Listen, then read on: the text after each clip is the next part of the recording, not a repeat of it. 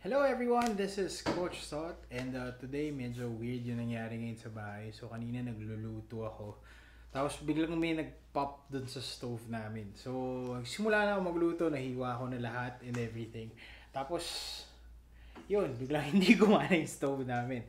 So today, medyo nag-adventure ako today. First time ko ngayon magluto gamit ng rice cooker. Tingnan niyo to. I was cooking today, tapos biglang nag-pop yung stove namin. So, nasira ata siya.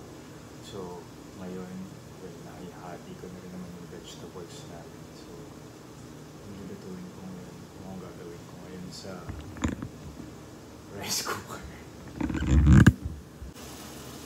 So, nakita ko naman dati na nakapagluto dati yung mga friends ko sa rice cooker. Shoutout pala kay T-Dog sa kay Lisa. Nakita ko na bumili kayo ng vegetables. Ay, and then, shoutout pala kay T-Dog kasi naalala ko yung benta natin yung wings, niluluto mo sila sa rice cooker.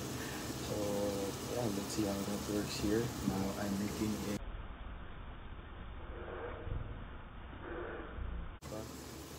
with the rice cooker.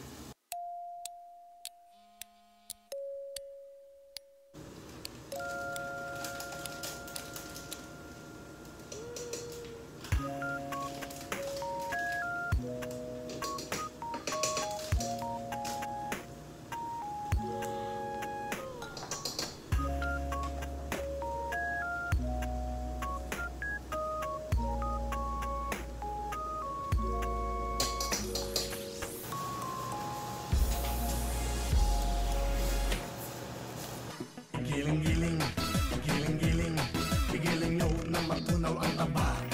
Igiling-giling, igiling-giling, hayaan yung mata nila ay lumuwa. So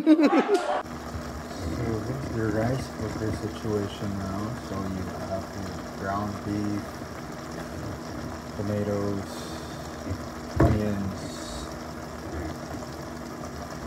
Alright, and then I added some chickpeas, and you have your spices in there as well.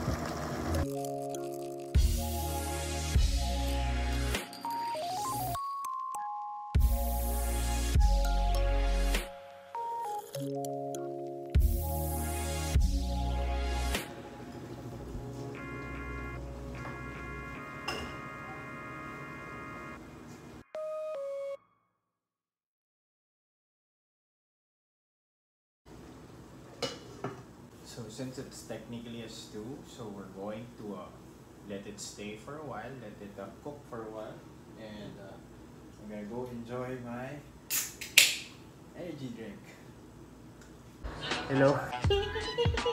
I just finished cooking with my rice cooker. Let's see anong nangyari. Alright, so it's actually your first time doing this one, cooking with the rice cooker, not cooking rice with the rice cooker. So, ayun. So, again, nasira yung stove namin. So, you have to improvise, adapt, and overcome. Kaka ni Bear Grylls. Diba? So, yeah. So, I'll show you what I'm